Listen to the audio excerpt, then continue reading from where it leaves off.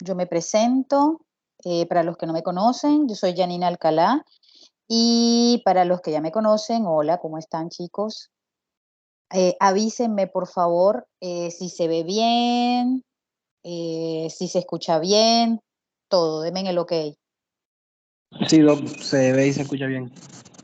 Bueno, buenísimo.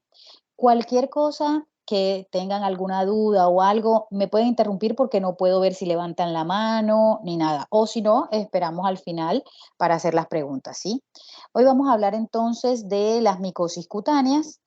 A grandes rasgos, las micosis se dividen en infecciones micóticas superficiales, que son causadas por hongos que pueden colonizar e invadir superficialmente la piel y las mucosas, pero que pueden hacer parte del microbioma cutáneo, ¿sí?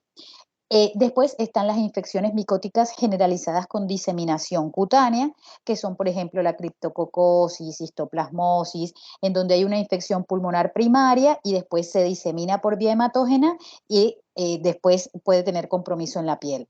Y después están las infecciones micóticas más profundas y las crónicas que se presentan cuando hay una inoculación de estos hongos, ¿sí? Percutánea, y serían las feoifomicosis, esporotricosis.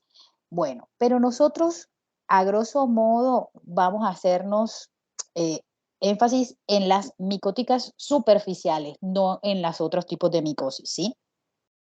Entonces, vamos a hablar de los hongos que pueden invadirnos superficialmente la piel. Entonces, la cándida es uno de los principales hongos que nos pueden ocasionar una micosis, ¿sí? Y dentro de estos, dentro de las diferentes especies, la Candida albicans es la más frecuente, ¿sí? Lo vamos a ver clínicamente dependiendo de dónde se produzca la infección. Puede ser oral, vulvovaginitis, balanopostitis, intertrigo, eso lo vamos a ir viendo a medida que se desarrolle la clase, ¿sí? Y como vamos a ver en el KOH, cuando nosotros mandamos a hacerle un KOH al paciente para ver, porque puede ser que en algunos casos haya duda que hay hongo o no, nosotros vamos a ver en el KOH los hongos en gemación en formas de pseudohifas parecidas a salchichas, ¿sí? Bueno, entonces la candidiasis cutánea se presenta en individuos sanos, pero hay algunos factores predisponentes que hacen más frecuente esta candidiasis, por ejemplo, los trastornos en las barreras cutáneas, ¿sí? Como la humedad, la fricción, la maceración, o sea, la humedad, las personas obesas, diabéticas, para personas que usan mucho tiempo antibióticos de amplio espectro, entonces tienden a tener más candidiasis porque le barren como toda la flora normal, y pacientes que tengan deficiencias de la inmunidad, ¿sí? Sobre todo inmunidad celular. Entonces, dentro de las presentaciones de la cándida, vamos a encontrar el intertrigo candidiásico de grandes pliegues, ¿sí? Que se puede producir en las axilas, en los pliegues submamarios, en la región interglútea, o puede ser en los pequeños pliegues, como en los espacios interdigitales, manos, pies, en las comisuras. Y tienden a ser lesiones húmedas, ¿sí? Se puede haber una fisura en el ángulo en donde se presentan estas lesiones, y ahora vamos a ver algunas fotografías de ellas, ¿sí? Cuando nosotros hablamos de macerado, estamos hablando como de esas zonas más húmedas que se ven como mojadas, que tienen como un desprendimiento epidérmico superficial. Y que esto es muy importante en la candidiasis cutánea, tienen pústulas satélites, ¿sí? Eso lo diferencia de otros tipos de hongo. Ahora vamos a ver qué son las pústulas satélites. Y los exudados que parecen un yogur. Bueno, en los lactantes, la dermatitis del pañal puede complicarse o puede sobreinfectarse con una candidiasis. Entonces, fíjense, estas cándidas de los pliegues submamarios se ven como unas placas eritematosas. Si vemos el borde, se ve un borde descamativo y todas estas lesioncitas son las pápulas o pústulas satélites, ¿sí? Fíjense en esta zona que es el intertrigo inguinal, causado por cándida, también donde se ven esas lesiones satelitosas. Esto es como otro ejemplo. Puede ser que haya como una curación central, de pronto está parcialmente tratada. Muchas veces se ponen triconjugados, ¿sí? Estos triconjugados, las cremitas que tienen clotrimazol, gentamicina, betametasona, puede hacer que desinflame un poquito, pero no termina de sacar el hongo y entonces se ve parcialmente tratado. O las mismas personas empiezan a colocárselo y bueno, por eso se ve así, ¿sí? Fíjense acá que se ve un poco más edematosa y todas tienen esas pustulitas satélite. Fíjense cómo se ve, todas las ingles, puede generar, o sea, también comprometer el escroto y fíjense acá en la zona también que puede comprometer el introito vaginal, o sea, la parte vulvar, ¿sí? Y este es interdigital, que habíamos dicho que puede estar fisurado o no, y fíjense que se ve húmedo, ¿sí? Esto es una candidiasis del pañal, o sea, tenía una dermatitis que se sobreinfectó con una cándida. Entonces, por usar tanto tiempo el pañal o que quedaron restos de de restos, pues, de materia fecal, mucha humedad que le haya quedado y bueno, se sobreinfecta con una micosis, ¿sí? Después, eso era sobre todo cutánea, ¿sí? Después está la de mucosas. Entonces puede haber lesiones orales, que serían el muget, la glositis, la estomatitis y la queilitis angular o boqueras en el pliegue, ¿sí? Ahora las vamos a ver. Y clínicamente se presentan como placas blanquecinas, no dolorosas, que afectan la mucosa oral, las encías, la lengua, o sea, dependiendo de dónde esté. Ojo, porque esta candidiasis oral es poco frecuente en adultos sanos, pero en un 5% de recién nacidos lo podemos encontrar y hasta en un 10% de ancianos, ¿sí? Y se asocia a trastornos inmunológicos y metabólicos en personas diabéticas o que tengan algún tipo de leucemia, linfoma, cáncer, algún tumor, ¿sí? Neutropenia, infecciones por HIV. Entonces, fíjense que este es el recién nacido que estábamos hablando. Fíjense que tiene un muget y donde tiene esas placas blanquecinas, ¿sí? Que están en toda la lengua, pero también pueden estar en la parte superior del labio, pueden estar en el paladar un poco, en los carrillos, ¿sí? Que acá quizá no se ve tanto, pero hay un poquito a los lados. Esto con glositis porque posteriormente puede haber o sea, una inflamación de la lengua y entonces puede verse como un aspecto de papilado. Fíjense que se ve eritematosa, brillante, sí esa placa blanquecina como la que habíamos visto antes, pero fíjense que no tiene papilas. Entonces eso también lo puede dar una candidiasis, ¿sí? Y esta es la queilitis angular o boqueras, que dicen, ¿sí? Entonces, fíjense el eritema, la maceración que hay y todo ese aspecto blanquecino ahí alrededor, ¿sí? ¿Se pueden sobreinfectar secundariamente con bacterias? Sí, se puede sobreinfectar, ¿sí? Bueno, eso en cuanto a la mucosa oral. Después seguimos en candidiasis de mucosas y después puede estar afectada también la mucosa genital femenina y la masculina. Dentro de la femenina, ¿qué vamos a ver? Vamos a ver vulvitis, vaginitis, vulvovaginitis y esto es bastante frecuente en pacientes en edad fértil y en el embarazo también, ¿sí? También se asocia con el uso de antibióticos de amplio espectro en pacientes diabéticos y esto produce mucho prurito, ardor vulvar, eritema, dispareunia, ¿sí? Y el flujo blanco con aspecto de leche cortada. En la mucosa genital masculina vamos a ver balanitis, balanopostitis, postitis y también va a haber eritema, prurito, puede haber vesículas, pústulas en el glande y en el surco balanoprepucial con un exudado cremoso, ¿sí? Si el paciente no recibe antibióticos ni corticoides, su pareja está sana, siempre descartar diabetes. Entonces, ojo con eso, un paciente que le llega a ustedes, varón, ¿sí? Que no ha tomado antibióticos, no está recibiendo corticoides y tiene lesiones genitales, tiene una balanitis micótica, lo más probable es que sea diabético, ¿sí? Hay un diagnóstico diferencial que debe hacerse, que es con nocardia minutísima, que es una bacteria que produce unas lesiones también parecidas, ¿sí? Y entonces tiene mucha maceración y tiene también como un olor también diferente. Entonces, esto sería, fíjense que puede estar externo, pero también puede haber mucha afectación con ese exudado blanquecino, ¿sí? Tipo apariencia yogurt, como estábamos diciendo antes. Y fíjense estas balanitis en el surco balano prepucial, se puede ver también un exudado que quizá de pronto acá no se ve mucho, pero blanco, dependiendo qué tanto, pues, qué tanto se higienice. A veces algunos pacientes llegan y están llenos con todo esto blanco. De pronto algunos se ha higienizado y pues por ahí tiene menos exudado en ese momento, ¿sí? Pero fíjense la cantidad de lesiones. Y esto obviamente arde, duele, pica, molesta. Después podemos ver también una candidiasis ungueal, ¿sí? Que lo más frecuente que puede ocasionar es onixis y perionixis, que es esta inflamación alrededor del lecho ungueal, ¿sí? Y se ve sobre todo en personas que tienen las manos húmedas, por ejemplo, las personas que hacen oficios en la casa, lavanderos, o los que tienen contacto con harinas, los que amasan pues, las cosas del pan, los de pizza, ¿sí? Y empieza con ese edema y ese eritema alrededor de la uña, sí puede haber una sobreinfección bacteriana secundaria.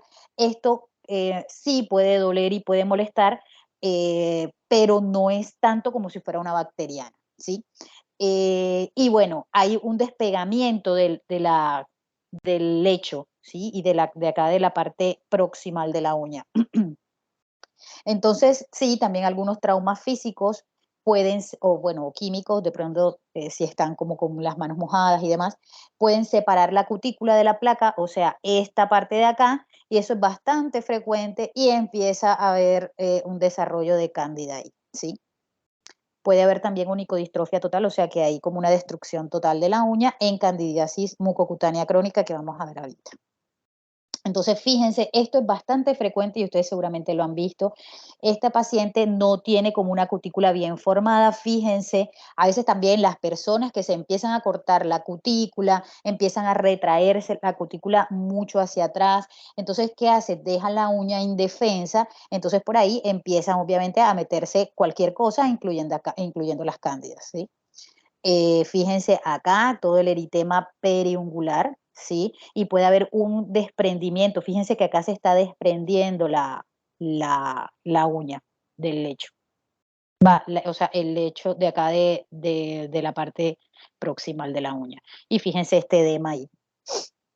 Y después hay algo que se llama candidiasis mucocutánea crónica, que se caracteriza por infecciones por cándida persistentes, recidivantes, en bucofaringeo, o sea, en la parte bucofaringea, en la piel y en el aparato ungueal, ¿sí? Y es una afección autosómica recesiva o puede ser también de carácter esporádico, ¿sí? O sea, es una condición heredada. O bueno, o puede aparecer de forma esporádica.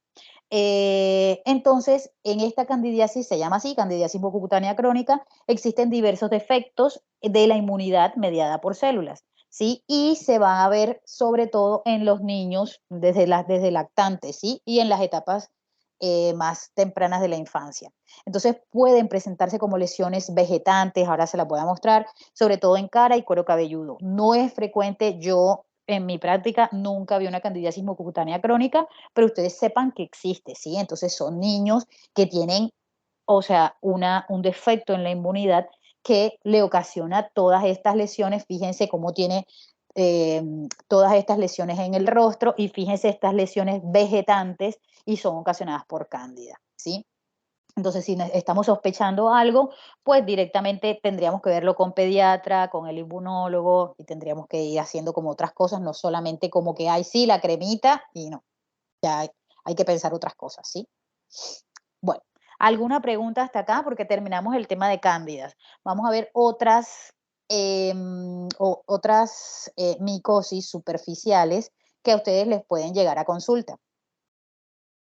Bueno, la tiña negra es una micosis que es causada por la Ortae guernesii, ¿sí?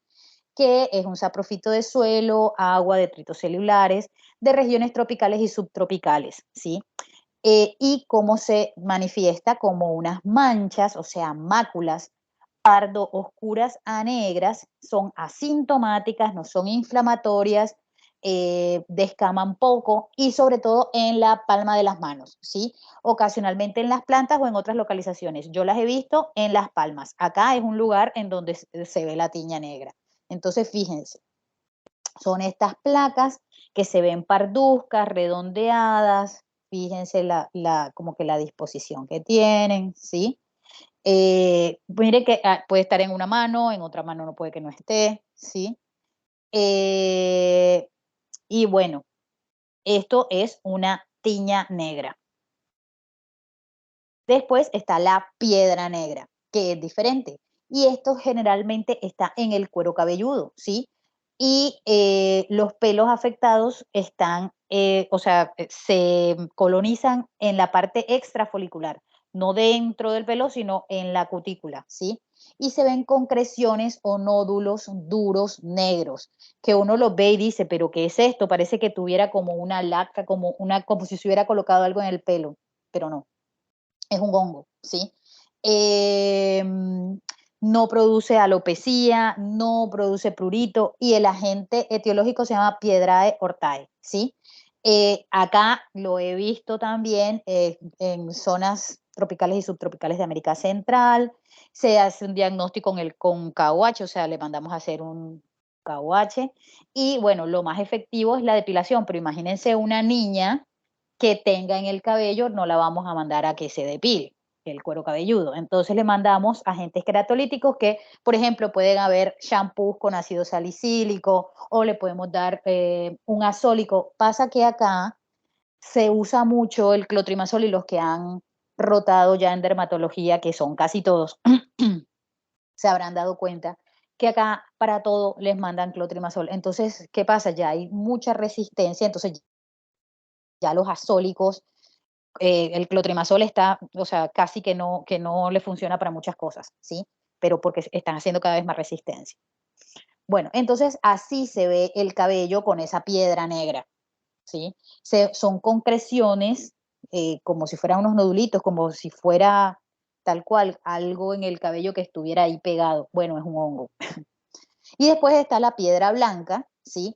Que también afecta sobre todo el cuero cabelludo y es causado por el Trichosporum cutáneum, que puede hacer parte de la flora normal cutánea y se ven, en vez de negros, como en la piedra negra, se ven blanco-amarillentos, ¿sí?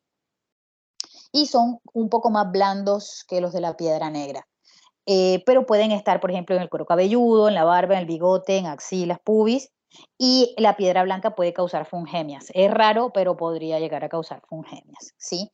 Y fíjense acá cómo se ve, parecen liendras, pero no son liendras, ¿sí? Es un hongo que se llama piedra blanca. Y fíjense que se ven esas concreciones, son un poquito más blandas que las de la piedra, ¿cómo se llama? Negra. Y fíjense que también puede estar en pubis, y acá vamos a ver como un cuadro comparativo, porque fíjense que así se vería una liendra, así se vería la piedra blanca del cabello, la piedra negra, pero puede ser como un poquito más gruesa, ¿no? Y esta es del vello, acuérdense que el vello y es un poquito como más enroscado, ¿sí? Entonces por eso se ve como la diferencia. Y entonces obviamente la parasitación va a ser superficial y va a ir siguiendo como el recorrido del cabello o del vello. Entonces, esto para que lo tengan presente, las mamás no es que se lo estén inventando, es cierto que existe esto, porque uno diría, pero ¿qué será? No, esto no tiene nada, y no, sí tiene. ¿Alguna pregunta hasta acá? Vamos a ver pityriasis versicolor y esto es algo de todos los días, chicos, les va a llegar a la consulta pacientes con pityriasis versicolor. Ustedes, alguno de ustedes seguramente tiene pityriasis versicolor porque esto es muy frecuente y en nuestro clima es muy frecuente, ¿sí? Y esta pityriasis versicolor se asocia mucho a dermatitis seborreica porque es ocasionada por el mismo hongo que es la Malassezia furfur, ¿sí? Esta malacesia prolifera a nivel superficial y empieza a colonizar pues todo lo que se le atraviese, ¿sí? Es un hongo lipófilo, o sea que va a estar más en las pieles que sean más grasas. Reside en la queratina de la piel, en los folículos pilosos de personas púberes y en los mayores, o sea, no tanto en los niños, aunque sí puede haber, pero más en personas, o sea, desde la adolescencia o que empiezan a tener mayor cantidad de secreción sebácea, ¿sí? Es un microorganismo oportunista que produce, bueno, esta pityriasis versicolor, pero también puede producir foliculitis, ¿sí? Algunas veces las personas van a la consulta y dicen, ay, sí que tengo acné en la espalda y bueno, hay que descartar que no vaya a ser una foliculitis por malacesia, ¿sí? Y bueno, fíjense lo de la dermatitis seborreica. ¿Y cómo se va a manifestar? Se va a manifestar, bueno, esto es sí, es como una patología crónica.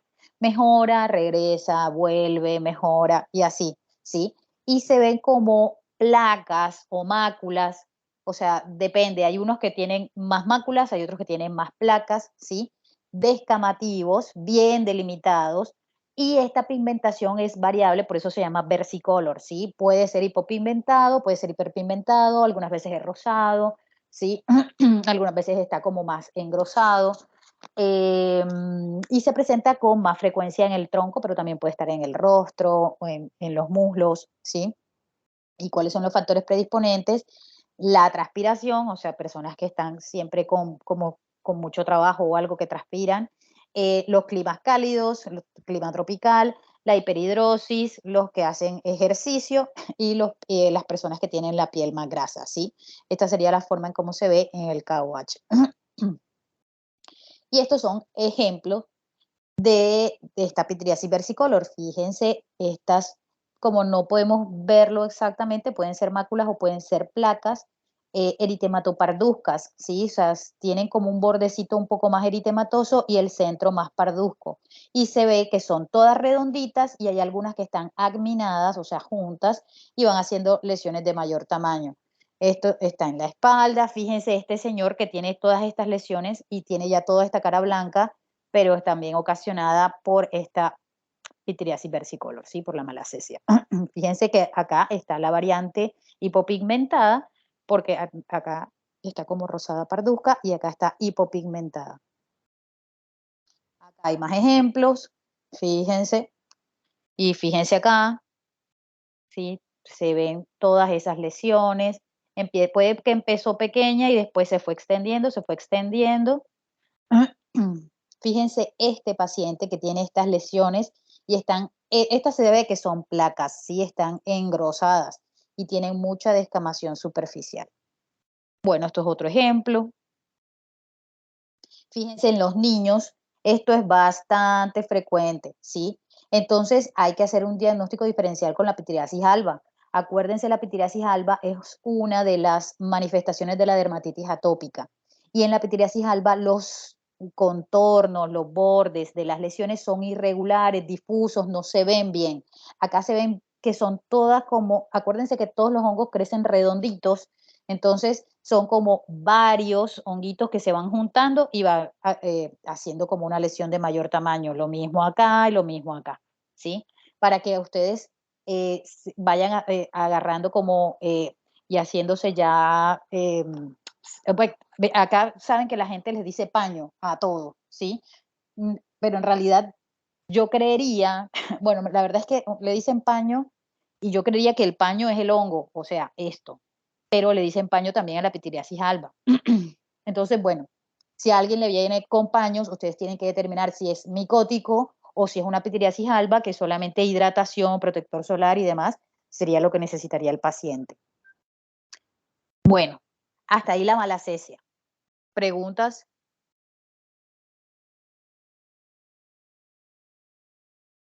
Bueno, vamos a las dermatofitosis, ¿sí? Los dermatofitos son un grupo de hongos que pueden infectar cualquier estructura queratinizada, ¿sí? Del estrato córneo, uñas, cabello. Y estos son los dermatofitos, las familias de dermatofitos, y dentro de todos, el 80% casi siempre que va a infectar al hombre es el Trichofitum rubrum, ¿sí? Igual fíjense que hay antropófilos, zoófilos, geófilos, el Microsporum cani por perros, por gatos, pero no todo quiere decir que sea por perros o por gatos, ¿sí? Bueno, ahora los vamos a ir viendo como de a poco. Entonces apréndanse Trichofitum, Microsporum y Epidermophytum, ¿sí? Y dentro de todos, el más común es el Trichofitum rubrum. Entonces, todos estos dermatofitos van a producir tiñas, ¿sí? Que, o sea, comúnmente las llamamos tiñas. Y estas tiñas van a tener el nombre dependiendo de la zona del cuerpo en donde estén. Entonces, tiña corporis son lesiones circunscriptas de bordes netos, ¿sí?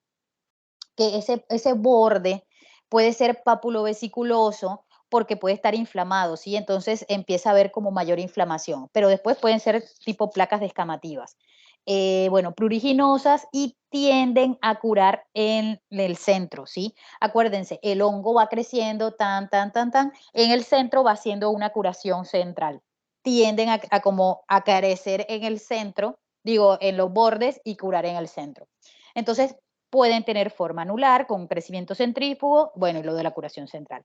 Los agentes etiológicos más comunes, el Trichofitum rubrum, bueno, el Microsporum canis. El Trichofitum es menos inflamatoria, más descamativa, y el canis, o sea, el Microsporum canis puede producir lesiones tipo en escarapela, sería como en tiro, en tiro, ¿cómo se llama? Sí, como ay, no sé cómo decirle, como en cuando uno tira una flechita que hay como varios círculos, eso es lo que quiere decir. Bueno, y bueno, cuando hay infección por el Microsporum canis, suele haber también una tiña capitis, ¿sí? Entonces, eso es como para que nosotros preguntemos, llegó un paciente con una tiña y nosotros preguntemos quién más en la familia puede tener este tipo de lesiones, ¿sí? Bueno, estas son todas tiñas corporis, fíjense que todas son iguales, o bueno, o sea, parecidas. Fíjense, esta me gusta porque tiene los círculos concéntricos esos. Lo que pasa es que está más grande, obviamente, y por eso se ve así, pero se ve como en tiro, ¿sí? Bueno, y esta, fíjense, estos bordes bien circunscriptos, o sea, bien delimitados, uno sabe que va creciendo por ahí el hongo y la descamación que va dejando. Fíjense estas, ¿sí? Que los que han rotado conmigo han visto esta foto y empieza como una lesión pequeña y va creciendo concéntricamente y va dejando todo ese borde ahí descamativo, esto igual y esto igual. Fíjense que hay unas que pueden ser menos inflamatorias y otras que pueden ser más inflamatorias, ¿sí? También depende del microorganismo. Estas lesiones también pueden estar en cara, entonces puede ser una tiña facial, aunque puede ser la misma tiña corporis, pero bueno, si está en cara, uno puede poner tiña facial, ¿sí? Y fíjense que tiene toda ese borde bien de crecimiento. Y fíjense este de acá, que va creciendo como concéntricamente. Lo que pasa es que obviamente acá no se va a ver como así, sino que dependiendo de la topografía, pues va creciendo por donde puede el hongo. Después, cuando están las ingles, sería la tiña cruris, ¿sí? Los agentes más frecuentes son el rubrum y el Epidermophytum flucosum, ¿sí? Es una afección sobre todo de las personas adultos y más frecuentemente en el sexo masculino, porque los pacientes tienden a tener mayor transpiración y sudoración en esta zona, ¿sí? Y, por ejemplo, son pacientes que empiezan con alguna lesión pero no empiezan o sea, no consultan, no sé, se dejan la ropa interior después de hacer ejercicio y demás, y esto empieza a crecer hasta que se vuelve así, ¿sí? Entonces, vamos a ver lo mismo, placas de bordes continuos, policíclicos quiere decir que son así como en ondas, y pueden ser papuloeritematosos vesiculosos, el centro escamoso, parduzco, son más o menos todas igual, ¿sí? Y suele afectar la cara interna de la raíz de los muslos, puede tener algunas pápulas inflamatorias, puede extenderse, ¿sí? Hasta comprometer el escroto, se puede ir hasta la parte de atrás, provocan mucho prurito y se pueden sobreinfectar. Entonces llega el paciente, le dan tratamiento con un antibiótico y después, o sea, no se le ha quitado todavía el hongo. Entonces ojo, siempre que se va a hacer un KOH o escarificado, se toma de los bordes, ¿sí? Que es donde más hay crecimiento del hongo. Más tiñas. Fíjense la diferencia de este hongo que es por dermatofitos a la que habíamos visto por cándida, que tiene todas las lesiones satélites, ¿sí? Este es bien delimitadito, tac, tac, tac. Bueno, las personas estas eh, también que tienen pañal y demás, ojo porque también podría ser una cándida, o sea, la cándida también puede afectar acá, pero bueno. Después, si afecta el cuero cabelludo, vamos a tener la tiña capitis, ¿sí? Que es una infección micótica frecuente en niños en edad escolar, pero también en los inmunocomprometidos y en mujeres posmenopáusicas, ¿sí?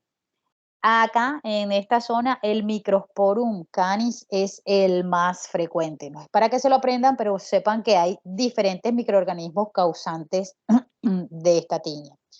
Y la transmisión, perdón, se puede hacer de forma directa o indirecta, de un animal a una persona o de una persona a otra persona. O sea, si yo me rasco a alguien, listo, o hay contacto directo también, pero también indirecto, por ejemplo, y esto se ve bastante por máquinas de afeitar, los que van a la barbería, los que van y cortan el cabello bien al ras. Bueno, ojo donde se cortan el cabello porque hubo como una epidemia de tiñas ocasionadas en barberías, ¿sí?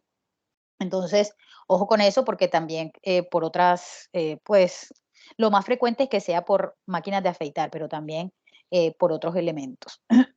Bueno, esto es una foto dermatoscópica. Fíjense acá cómo se ve el pelito que está normal y en los pelitos que están parasitados. Ahora igual vamos a irlo viendo.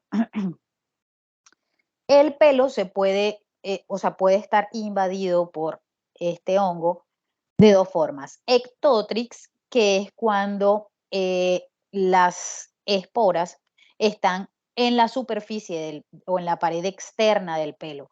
Lo que pasa es que acá es como difícil verlo, pero si lo ven en el lateral, se supone que estas son las artrosporas. Y el endotrix es cuando está dentro del pelo, ¿sí? Entonces, fíjense que está como los hongos acá dentro del pelo. Acá lo que pasa es que es difícil saberlo, pero ustedes sepan que está acá adentro y acá está afuera. Entonces, ectotrix y endotrix. Y dependiendo de el tipo de honguito que lo causa, tiene diferentes manifestaciones clínicas, ¿sí? Hay una tiña que se llama microspórica por el microsporum y una tiña que se llama tricofítica, que es por el tricofitum, ¿sí? Entonces, la microspórica afecta a niños de 4 a 11 años, pero se puede ver en más chiquitos, y se ve como una placa o una mácula cubierta de escamas grises que se extiende concéntricamente, así tal cual como las otras, ¿sí? Y toma el aspecto de tonsura de fraile. Acuérdense de los santos que tenían como un frailecillo, bueno, por eso se llama así, también se llama tonsurante, tiña tonsurante. Bueno, pero porque o sea, como que afecta y te deja toda una placa alopécica cubierta de escamas grises. Así, ¿sí? Y los pelos se parten a pocos milímetros. Fíjense que este es como el diagrama. Se parten todos los pelitos, tac, tac, y les queda así como un aspecto blanquecino, opaco, y si lo ven, tienen una escama ahí superficial. En algunos casos las lesiones se vuelven supurativas, que se llama Querion de Celso, que vamos a ver después, ¿sí? Acuérdense, microspórica, perdón, o tonsurante, ¿sí? Y la tricofítica afecta a niños hasta la pubertad y acá no es como una sola, sino que son como varias, ¿sí? Son pequeñas plaquitas escamosas que comprometen unos pocos pelos, entonces hay pelo sano, pelo afectado y por eso se ve así, ¿sí? No son tonsurantes como la microspórica y se entremezclan con los pelos afectados, bueno, lo que estaba diciendo. Bueno. Esto que dice acá, los pelos se rompen apenas afloran y se ven ahí como enroscaditos y da el aspecto de puntos negros, que es esta foto que habíamos visto acá. O sea, esto es una tiña tricofítica, que se ven los pelos largos y pelos, o sea, pelos sanos y pelos parasitados. Bueno, estos son más ejemplos. Fíjense, Microsporum canis, Microsporum gypsum. Entonces, acuérdense, microspórica y tricofítica, que se ven como por pedacitos. Tuc, tuc, tuc. Fíjense estas, tac, tac, ¿sí? Que son por tricofitums. Y después, como les decía, sobre todo el Microsporum canis puede ocasionar estas tiñas inflamatorias. Y entonces son estos pacientes que llegan con pápulas, pústulas, dolor, enrojecimiento, y uno dice, ay, sí, tiene una celulitis, está infectado. Puede que esté sobreinfectado y lo más probable es que sí, porque fíjense que acá se ven como estas costras amarillentas. Pero lo que le ocasionó también toda esa inflamación fue el hongo, ¿sí? Entonces tienen también el signo de la espumadera, tienen síntomas sistémicos, tienen fiebre, tienen esto, pueden ser únicas o múltiples, o sea, las lesiones. Y bueno, el tratamiento sí, hay que darle un antibiótico, hay que ver si hay que hacerle drenaje, pero también hay que hacerle un tratamiento antimicótico porque no se le va a quitar si no se le da el tratamiento para el hongo, que fue lo que le ocasionó esto, ¿sí? Acuérdense, tiña inflamatoria o querión de Celso. Esto no es tan frecuente, pero sí, o sea, sí lo van a ver. Bueno, déjenme que tomo agua.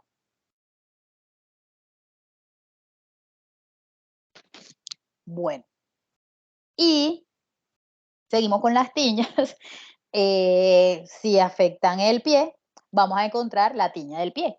Y dependiendo de la característica clínica, vamos a encontrar si es interdigital, si es seca, si es húmeda, si es en mocasín, quiere decir que es como alrededor del pie.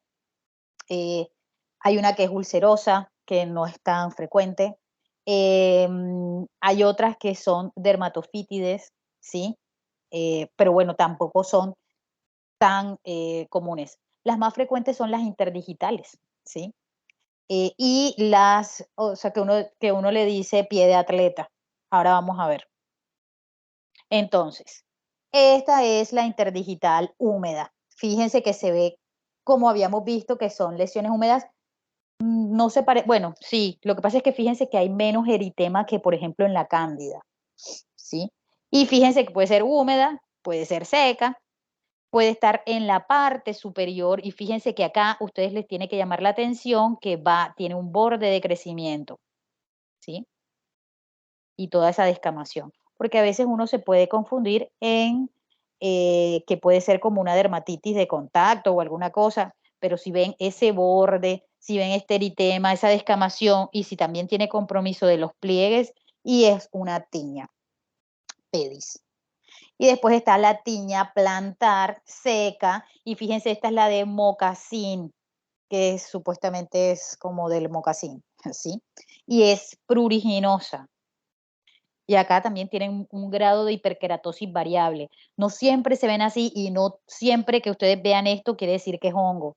Pero ustedes descarten si a ustedes les da la impresión, si el paciente está rascándose mucho o algo, pues manden a hacer el KUH, el escarificado, para ver si es hongo, ¿sí? Fíjense esta que también puede ser vesiculosa o papulovesiculosa, que también es en mocasín. Fíjense acá, que uno puede confundirlo, sí, tiene una disidrosis o puede decir que tiene, no sé, una dermatitis, pero es bilateral, le pica, mandémosle a hacer un KOH y mientras tanto démosle tratamiento, porque si no, de aquí a que regrese el paciente, se lleva mucho tiempo y el paciente rascándose todo ese tiempo.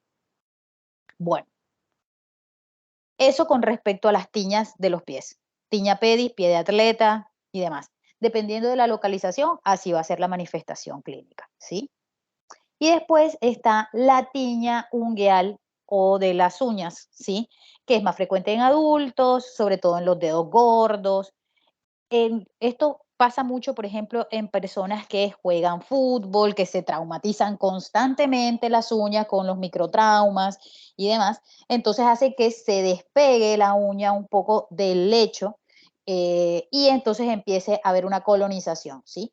Y dependiendo de dónde o por dónde como que haya sido el sitio de entrada, puede ser subunguial distal, o sea, debajo de la uña de la parte distal, subunguial lateral, subunguial proximal. La proximal no es frecuente y si nosotros vemos una onicomicosis subunguial proximal, tenemos que pensar siempre en un inmunocompromiso, porque, o sea, no es normal que entre de acá, a menos que haya tenido algún trauma, que haya tenido alguna cosa evidente donde penetró el hongo, ¿sí? Pero si no, siempre pensar inmunocompromiso y HIV. O puede ser una onicodistrofia total, o sea, que compromete toda la uña, destruyendo toda la uña, y hay una uña blanca superficial que no es debajo, sino que está en la superficie. Vamos a ver ejemplos. Esta uña tan linda es ¿qué? Una onicomicosis subunguial distal. ¿Sí? Y fíjense esa hiperkeratosis, esa cromoniquia, o sea, cuando está esa uña como amarronada, amarillenta, ¿sí? Pero porque está despegada y todo esto que ven aquí es hongo. Esto es lo mismo, fíjense que tiene como varias uñas comprometidas. Este es lo que yo digo que hay que tener cuidado y hay que tener como que precaución. Fíjense que está, o sea, por dónde entró el hongo. No hay nada acá que me haga como que, o sea, decir así entró porque por acá. Entonces siempre pensar inmunocompromiso, ¿sí? Y esta sería la uña blanca superficial. Ojo, porque algunas veces solamente haciendo bien un limado, limado, limado y poniéndole una laca antimicótica lo podemos mejorar. Muchas veces si dejamos, sobre todo las chicas, si dejamos esmalte de uñas puesto durante, no sé, 15, 20 días, no, 15 no, pero 20 días, 30 días, después hay como una descamación superficial de la uña que no siempre es hongo, ¿sí? Hay que hacer como un diagnóstico diferencial. Es la onicodistrofia total, fíjense que directamente destrucción de la uña, y fíjense esas uñas. Estas uñas, estas onicomicosis, directamente hay que hacer tratamiento sistémico. No existe una laquita, una cremita, una locioncita que penetre semejante plato ungueal de engrosado, ¿sí? Entonces, en general, para hacer un tratamiento de todas las micosis, ¿sí? Eh, o sea, vamos a decir estas cosas. En un 20% de los pacientes hay una falla terapéutica, ¿sí? Porque hay un diagnóstico tardío, a veces no se identifica el patógeno, a veces hay micosis atípicas, ¿sí? A veces, fíjense que puede haber alguna inmunosupresión o que haya un alto inóculo fúngico y la resistencia a los medicamentos. ¿Cómo vamos a escoger el tratamiento? Vamos a escoger el tratamiento dependiendo del paciente, dependiendo de la extensión de la lesión, dependiendo del historial médico del paciente, ¿sí? De los factores posibles desencadenantes. Y tenemos que decirle y explicarle al paciente, vaya y lave bien su pantalón, vaya y ore, vaya y no se ponga el pantalón húmedo, porque a veces uno piensa que eso, ajá, uno tiene sentido común, pero a veces los pacientes no lo tienen. Entonces, hay que decirles lo mínimo, ¿sí? Y en cuanto a los antifúngicos, tenemos de uso tópico o de uso oral. Dentro de los azólicos, y esto lo usamos sobre todo para las cándidas, ejemplo, ¿sí? Tendríamos acá, sobre todo, el clotrimazol, ketoconazol, terbinafina, amorolfina y ciclopiroxolamina vienen como lacas, como esmaltes de uñas, ¿sí?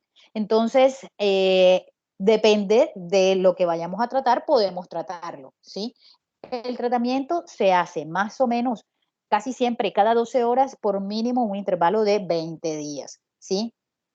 Y no es lo mismo que nosotros le demos, por ejemplo, una cremita para una piel o un ungüento por ejemplo, en un pliegue. Tendríamos que además darle todas las medidas generales, que se seque bien, que se ponga la crema, pero también le podemos decir que se ponga zinc. ¿Vieron el zinc tópico? Que se llama pasta al agua, o lo venden como crema de las antipañalitis, tienen zinc. Entonces, le podemos decir que encima se lo coloquen para que sea como un aislante, ¿sí? Porque acá muchas pastas no hay, muchos polvos en presentaciones no hay, o sea, tendríamos que mandarlos a hacer. Lo que más hay es cremas, lacas, las lociones, o sea, el clotrimazol hay en gotas, por ejemplo. Pero bueno, entonces, ¿qué les recomiendo yo? Si ustedes están sospechando una micosis para tratar tópicamente, démosle o ketoconazol. Si ya no se automedicó con clotrimazol, ustedes van a ver que el clotrimazol es el que más damos porque también es el que está cubierto por el POS.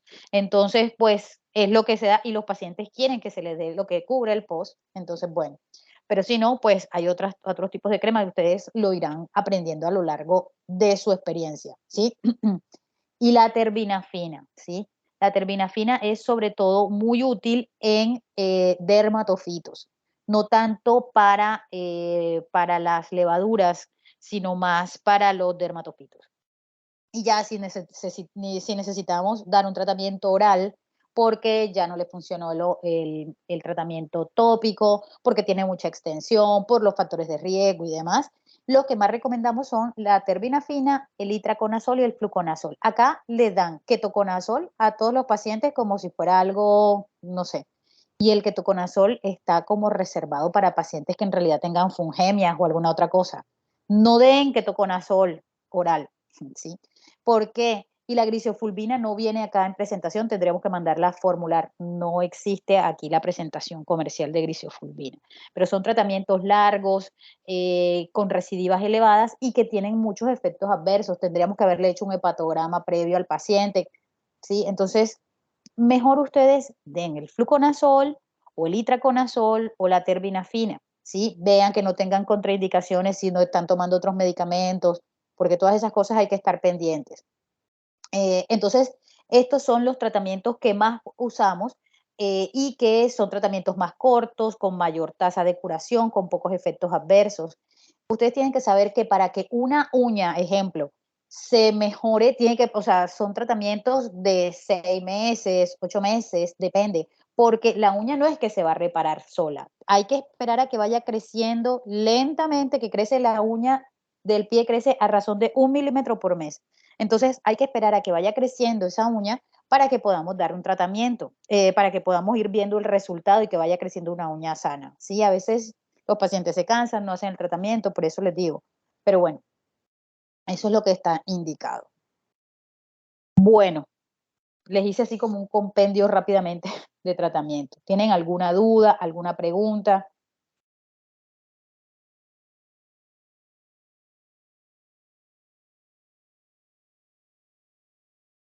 Chicos,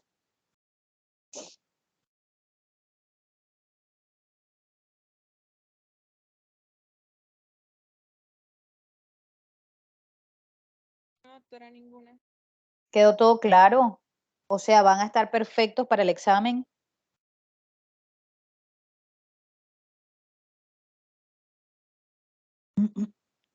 Bueno, chicos, entonces espero que les quede para su vida, ¿sí? No nada más para el examen. Sí, doctora. Bueno, chicos, ¿alguien más quiere decir algo? Todo Estamos bien, doctor. tímidos. No, doctora, todo está claro. Listo. Bueno, chicos, que estén bien entonces. Éxitos y nos vemos. No, disculpe, puede pasar las diapos. No, está grabada la clase. Ah, ok, listo. Anda. Gracias. Listo. Chao, chicos.